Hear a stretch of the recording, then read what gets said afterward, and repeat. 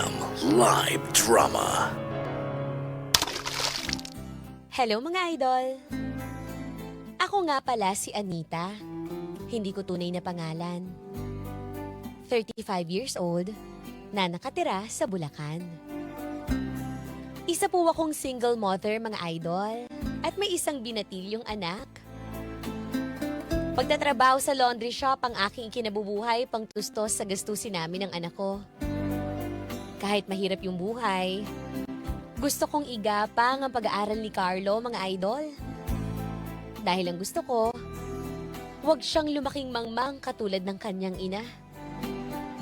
Gusto kong makatapos ng pag-aaral ang anak ko para hindi siya maliitin ng mga tao sa paligid niya, mga idol. Kaya gagawin ko ang lahat para magawa ko ito. Maraming salamat po sa pagtanggap ng kwento ko. Muli ito po si Anita. And I thank you.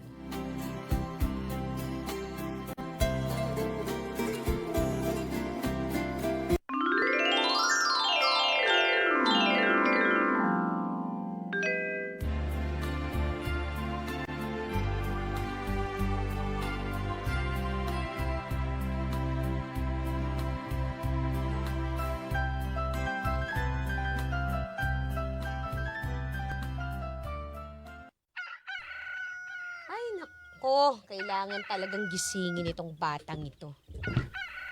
Carlo!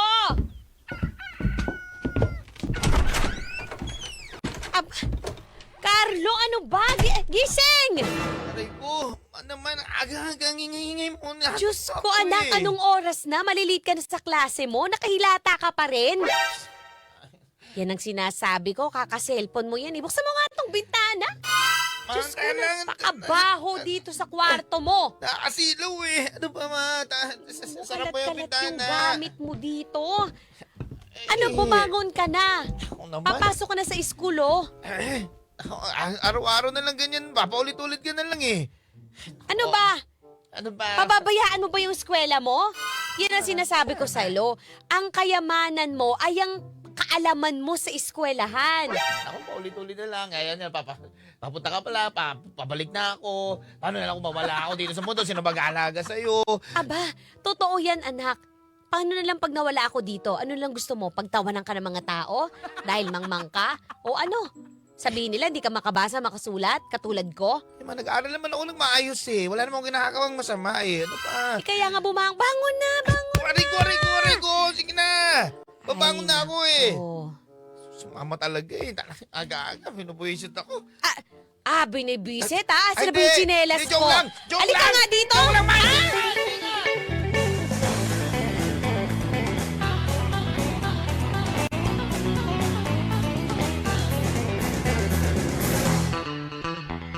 Ay, talaga? Oo, nako. Nung isang gabi nga, yung kapitbahay natin dyan, nagtatrabaho pala sa bar. Oh. Oo, iba-iba yung kasama at naghahatid siya at nagsusundo. Baka naman naka-rider lang. Baka naman sabihin naman. Oh, hindi. Iba-iba. Kasi pag rider, di ba, kita mo naman may tatak, pero yun wala. Ay. Oo, nako. Sabi nga, nakipagalikan nga daw sa ibang lalaki. At saka, Hindi alam ni Boyet. oo, hindi nga alam. Di ba may asawa, may kasama dyan? Kaya nga. Oo. Naku, expose talaga yan. Ay, di ba yung anak mo? Si Carlo, ah. Ay, oo nga, nung aga umuwi ah. Wow, ang ganda ng cellphone, ha? Mamahalin. Talaga. Anak! Oh, ma, bakit? Halika rito, anak. Bakit? Oh, ang aga mo ah. Wala, tapos na yung klase ko eh. Ang ganda ng... Ay, Mare, mauna na kami ng anak ko ah. Oh, sige, magluluto pa ako, Mare. O, sige. Halika nga rito. Ano yan? Ito cellphone. Ba't ang ganda? Ito? Buksan pito. Mama naman eh. Tinatanong mga ginadala ko dito sa bahay eh. Ba't ang ganda ng cellphone mo? Saan galing nga yan? Itong cellphone na to, hiniram ko lang to sa tropa ko kasi may nag-shoot kami kanina, nag-TikTok kami tapos may pinapa-edit sa akin. Talaga? Oo. Ba't ka pinapahiram ng ganyang kagandang cellphone? Ay, patingin nga anak. Nako ha, ingatan mo yun ma, baka mabagsak yan ha, mamahalin pa naman to. Agoy, Ang ganda ng cellphone. Naku anak, ingatan mo to. Baka mamaya mabasag mo yun. Wala tayong pambayad dyan. Siyempre naman, niingatan ko to. Tingnan mo. Wala naman kasi akong pambili ng cellphone ko. Ang yaman ng kaibigan mo ah. Mayaman talaga yun, ma. Naku, ingatan mo yan nak. Baka mamaya masira. Ingatan ko talaga to. Di tulad ng cellphone ko. Tingnan mo, basag na basag na. Okay pa lang naman, gumagana naman. kahit na, di naman mabasa. Tingnan mo, basag na yung screen, no? Ay, oo nga. Di ba, Lina? Picture mo nga ako, nak. Wag na! Post ko lang sa FB. Hindi na, magagalit yung tropo. Sige na, nak. Isa lang. Ganda eh. Hindi na, wag na, wag na.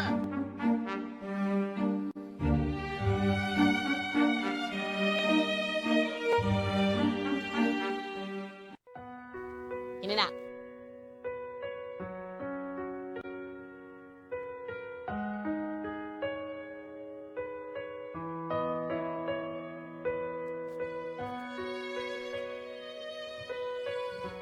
Mga idol, isa siguro sa mga superpowers ng mga nanay ang matukoy kaagad ang mali sa mga anak natin, ano? Kasi sa mga panahon na yon, alam kong may tinatago sa akin ang anak kong si Carlo. Madalas na nga din siyang umuuwi ng hating gabi, mga idol eh. Kung minsan pa, humahangos papasok ng pinto at tila hinahabol ang kanyang hininga. Sa tuwing gusto ko siyang kausapin, lagi lang akong tinataboy ng anak ko. Hanggang sa isang araw, dumating na nga ang kinakatakutan ko, mga idol. Napabilang pala ang anak kong si Carlo sa grupo ng mga snatcher sa lugar namin. At kalaunan, nagsimula na nga ang kalbaryo ko. Dahil nahuli ng pulis ang anak ko.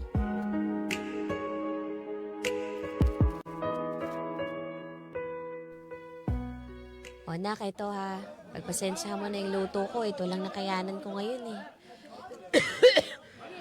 May ubo kasi ako eh. Sakit ako nung nakaraang araw. Hindi ako nakapaglaba. Yan naman sinabi ko sa'yo, huwag ka na pumunta dito sa kulungan eh. Wala kang pagkain eh.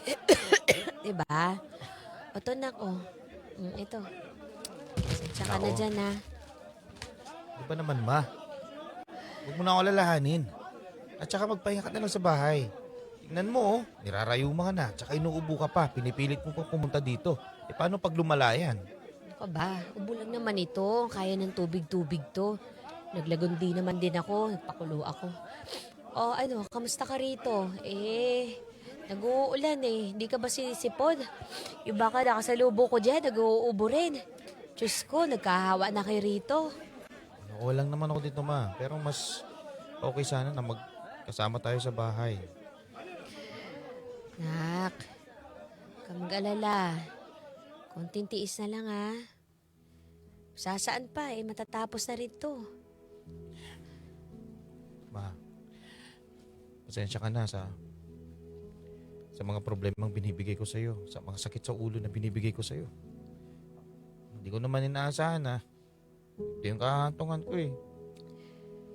Nak, alam ko nagkamali ka. Pero importante naman, natuto ka na, di ba? Natuto ka na nga ba? Oo naman, ayoko naman tumagal dito sa kulungan.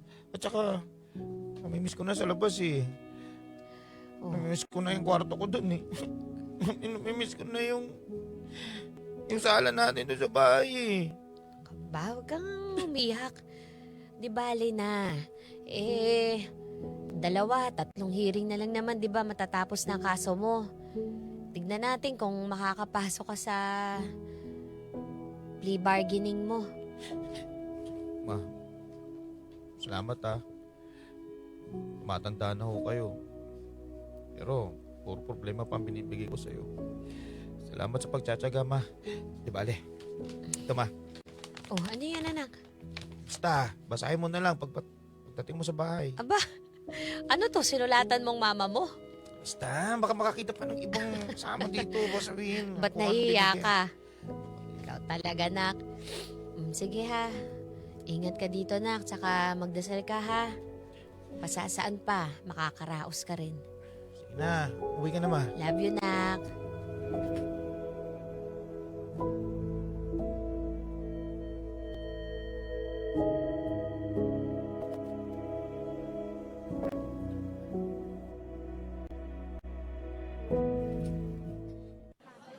Anita, Tio Pablo. kumusta pala si Carlos, yung anak mo? Nakakulong. Ayun. Ganun pa rin. Siguro mga 2, 3 hearing pa kami. Antayin ko pa. Oo, Sana buwinasin na. Nare-reset kasi yung hearing. Kaya tumatagal. tsaka madali na yung kaso, nadamay lang naman yata siya dun eh. Napasama lang siya sa mga siraulong kaibigan. Kaya nga ho Eh, Bahala na. Dasal na lang talaga. Sana matapos na nga. Hirap na rin yung anak ko wag mong problemahin siya doon. Galing din ako sa Oblo eh.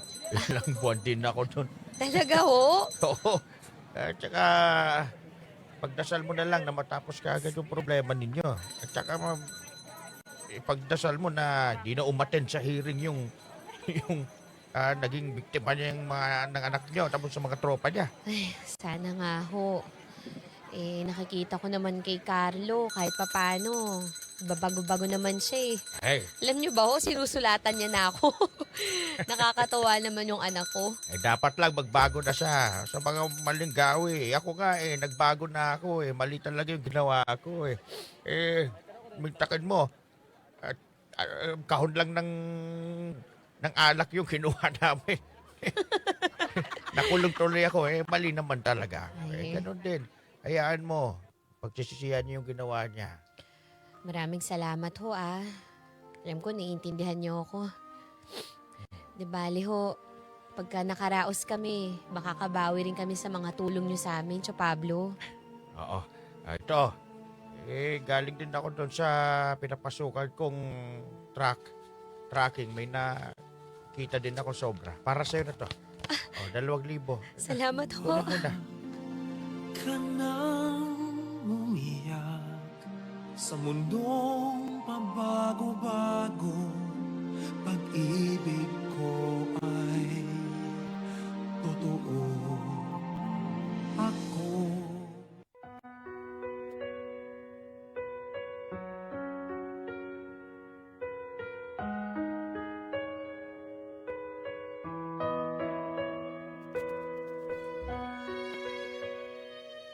Matagal na panahon din umikot yung buhay ko sa pag-aasikaso sa ko mga idol.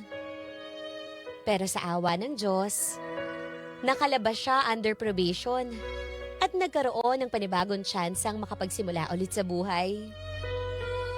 Malaki na nga yung pinagbago ni Carlo Nakapagtrabaho siya sa isang construction site at nakapangasawa na rin ang anak ko. Hindi man siya nakatapos ng pag-aaral tulad ng pinapangarap ko para sa kanya. Masaya pa rin ako dahil naging maayos ang buhay ng aking anak, mga idol.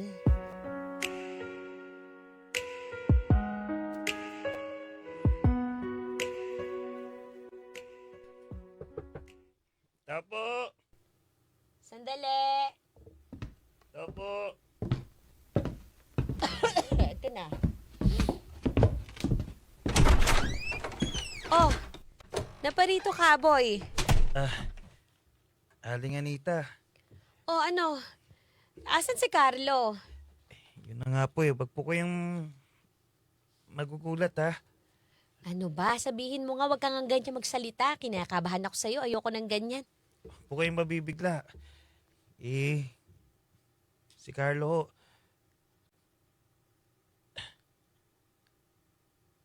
na-aksidente. Ano?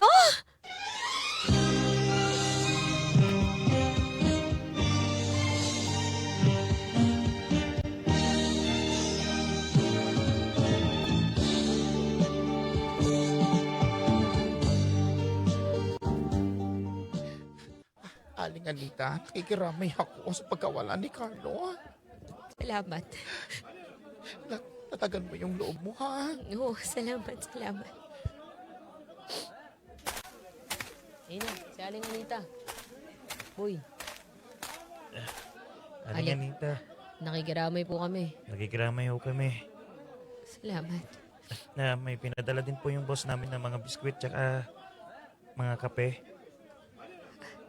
Sige, pakilagay nyo na lang sa gilid. Sige po, Aling Anita. Aling Anita. At saka pala, May pinabibigay ho si Carlo. Boy, asan na yung papel? Kukunin ko lang na doon sa may karton eh. Aling Anita, sorry po talaga sa mga nangyari. Wala pong may gusto nito. Ito po, Aling Anita. Ano to? Sorpresa niya po sa inyo to eh.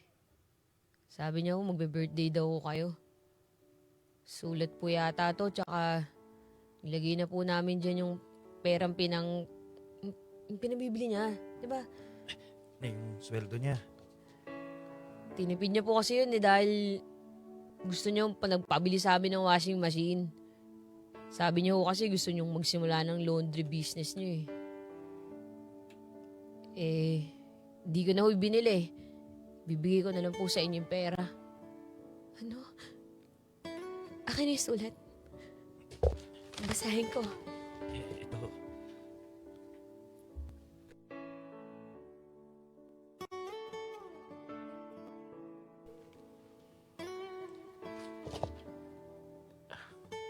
Ma.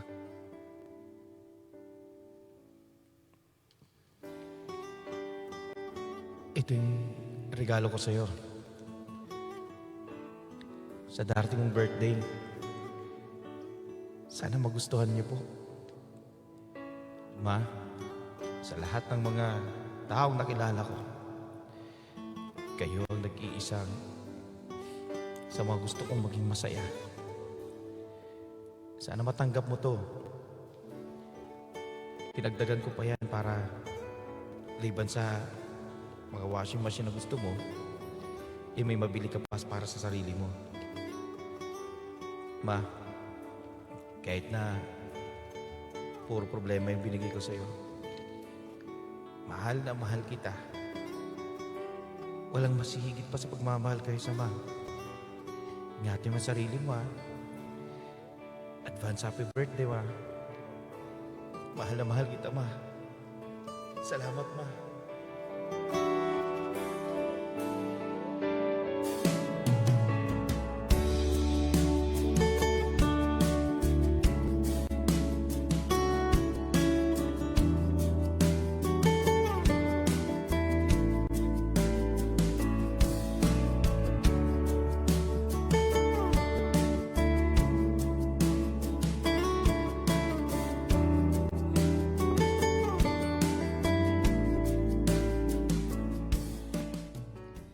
Nakikiramay pala ako sa'yo, Anita, sa nangyari kay Carlo.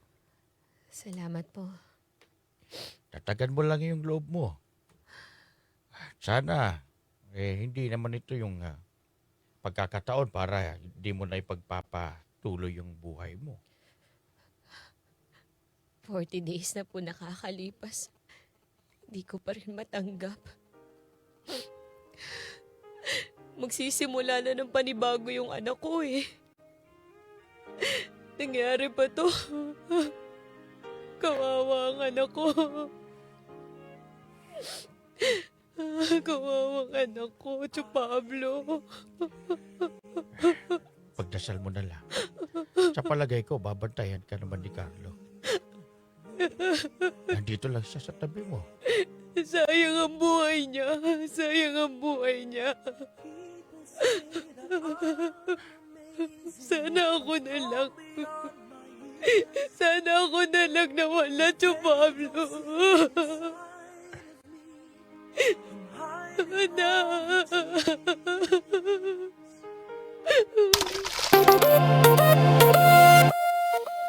Mga idol, may kwento ka bang gustong ilabas sa yaman o sakit? May handang makinig. I-chat mo lang kami sa Facebook page 93.9 IFM Manila para bigyang buhay dito sa IFM. Dahil ang kwento ng idol, maririnig ko na yarn. Hindi lang sa radyo. Ang IFM live drama ay nasa Spotify na rin. Available din sa YouTube at Facebook.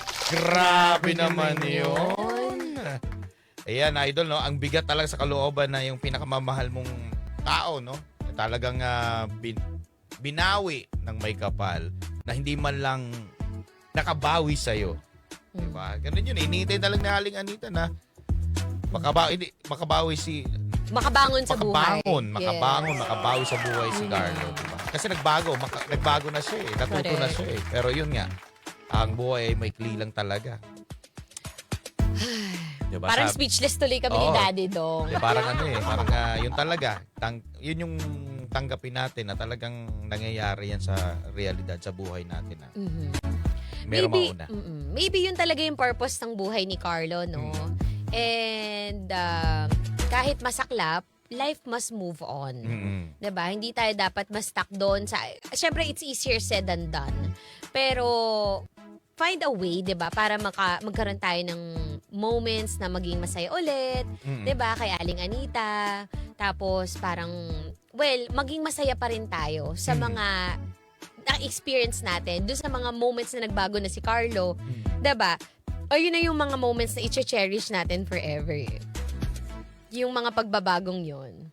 Totoo yan. At saka kay Aling Hindi man lang Anita, siya nag-last ng matagal. kay Aling Anita naman, tatagan mo lang ang loob mo. Diba? Tsaka move on. Magdasal mo lang, no? Na bigyan ka pa ng talagang lakas ng loob. Ayun lang. Yes. He's in good hands naman Oo, siguro, for oo. sure. Tsaka, huwag mo nang isipin yun. Na may stress ka lang, di ba, Ika? Sige, maraming salamat po kay Aling Anita sa pagpapadala ng kanyang kasaysayan ng buhay sa IFM Live drama. Thank you so much. At sa mga idol natin dyan, pwede mo nyo mapakinggan sa YouTube at sa Spotify ang ating mga episodes. Pwede po kayo dyan mag-episodes marathon anytime, anywhere. Ate! Anong FM station ang pinapakinggan mo? IFM! Ano ulit?